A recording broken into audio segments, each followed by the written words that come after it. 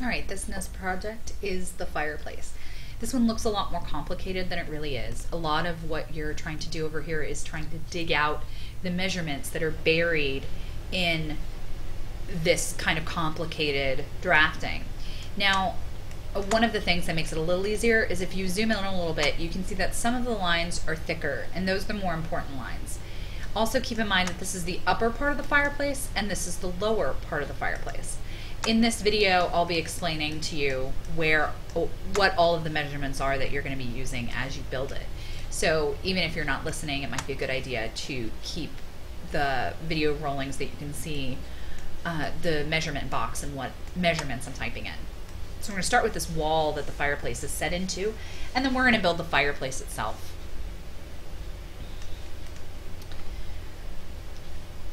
So I'm going to go ahead and delete these things that I already have made. And we're going to start with the wall, which is going to be 3 inches deep, like we did in the bookcase. So it's 8 feet, long by 3 inches deep. And then we're going to grab the push-pull tool and pull that up until it's 11 feet tall. I'm going to go ahead and make this and leave this not a component and just make everything else a component. So the bottom of our fireplace from our drafting, we can see that it is 4.5 inches by 9 inches. Okay, and build that. And we're going to push pull. And now on the drafting, there are 2 sets. There's 2'10" and then 1'4" to the bottom of our mantelpiece. And you know, I could figure that out, and in fact I've built this so many times at this point, I know it's 4'2". But instead of doing that, I'm just gonna go 2'10", and then pull it up again, that extra 1'4", in order to make my height correct. And if I measure that, you can see it is 4'2" combined, but then I don't have to do the math. And I kind of like not having to do math. So I'm going to grab next the offset tool in order to make the mantelpiece right on top of this. Now what I could do is grab the offset tool and offset it by 7.75 inches, enter, and cut off the back of the mantelpiece, the part that I don't need back here. So draw 2 straight lines, use the eraser tool, and cut it off. But there is something else that I can do, which is I can grab the selection tool, and before I use the offset tool, I can grab the 3 sides that I'm planning on offsetting, and then grab the offset tool, and it will only offset those 3 sides, instead of offsetting all 4 sides when I don't need the 4th side. So now it's 7.75 inches, and let that be. I do need to grab the edge and finish it off with a line in order to make a closed surface, but it prevents me from having to do the erasing step. I'm going to go back to my selection or my push-pull tool and pull this up 1.5 inches.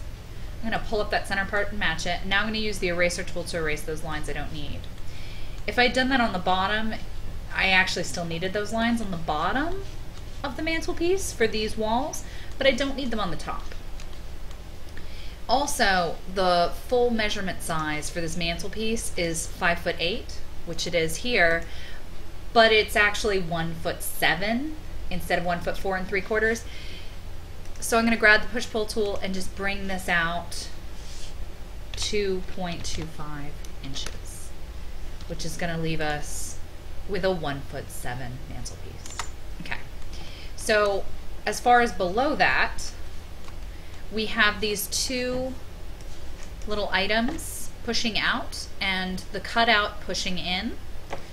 So we're going to go with a tape measure tool, and we're going to pull in 3-inch guideline and then a 7-inch guideline from there. 7-inch. I'm making sure that as I'm pulling it, I'm going in the correct direction. 3 inches, 7 inches. I'm going to grab the rectangle tool and go ahead and fill those intersections in with the rectangle, making sure that I hit rectangle, or I'm sorry, the intersection mark on both sides. And grab the push-pull tool and pull that out 3 inches. I'm just going to go 3 enter, 3 enter. There we go. Now for the hole cut in the middle, I could do some guidelines, but instead I'm just going to make a square somewhere in the middle, and I'm going to make it 2 feet, comma 2 feet. Oh, that's not square. I'm going to undo that and try it again. 2 feet, comma 2 feet. There we go. And I'm going to grab the move tool, and I'm going to grab the center of the bottom. Oh. I want to grab the whole, not a triple click, but a double click. If I just grab this, it'll distort like it just did. Okay, and I don't want to do that. So instead I'm going to hit the space bar and double click so I get it and all of its surrounding pieces. I'm going to grab the move tool, grab the center of the bottom, and move it to the center of the bottom here. I'm going to grab the push-pull tool and push it all the way back and cut it out. So now I have a hole for my fireplace. So it's really starting to look like a fireplace. I'm going to go to the top and I'm going to start building that second mantelpiece up here. Okay, so when I do that, I'm going to build the back wall piece first. And I could build this directly on here. I want to do something similar. So if I build it on here, I kind of want to build it in the middle and then move it into place so that I can be sure the middle mark on the back side meets the middle mark on the back side here. I can also make it off of this unit. So I can make it down over here. And this is going to be 3'6" by 9 inches. So I can come somewhere over here and go 3'6", comma 9.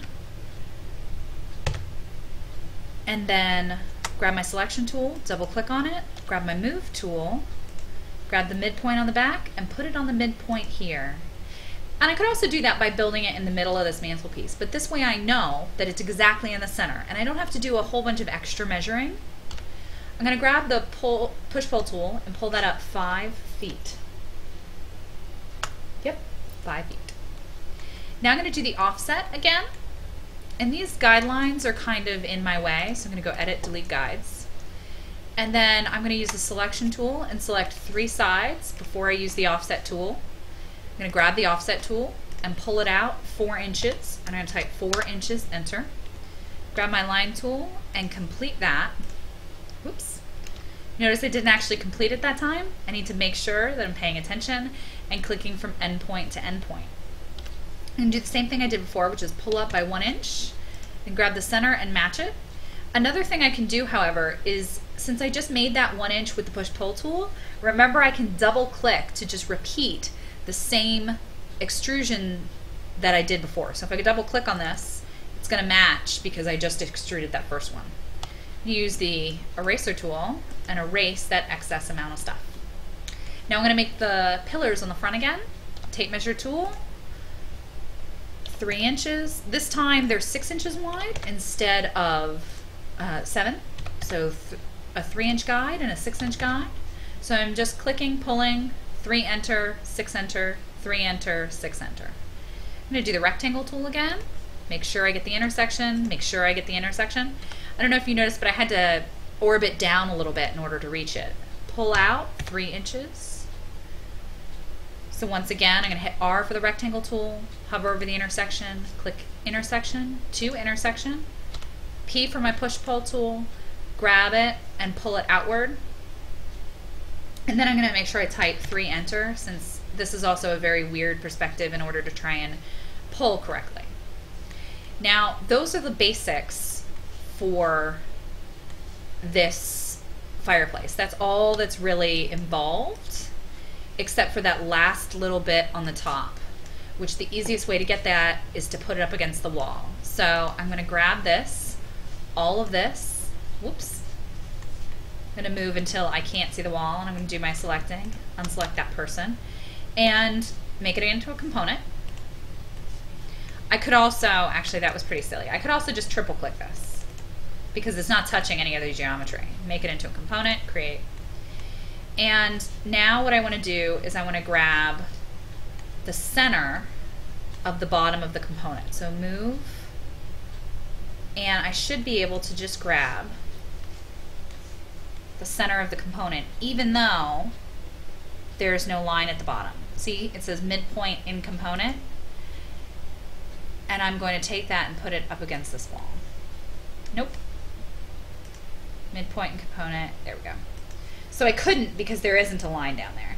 So I put the midpoint right there up against that wall. Now I'm going to grab this end point right here and move it in the northerly direction until my line looks blue, which it does, and it says on blue axis. I'm going to hold the shift key and force it to go up in a straight line until it meets the bottom of that wall.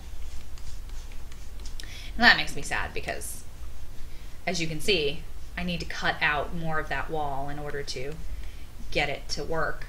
Also, I need to move this forward.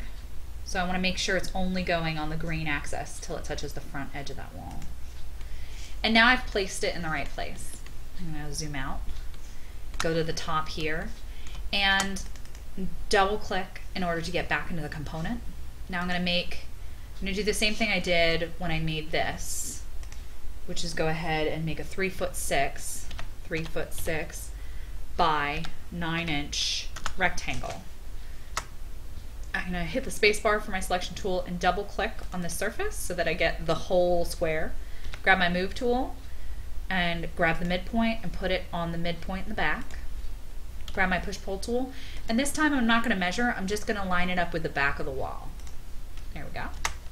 So that's pretty nice. In case you didn't notice, I can still inference things that are outside of the component even though I'm in the component mode. So if I wanted to inference her head down here and make this wall her head height, I can do that. And I did it to make it the same height as this wall back here. Okay, so that is all of the simple bits of our fireplace. The next part will be adding detail to it.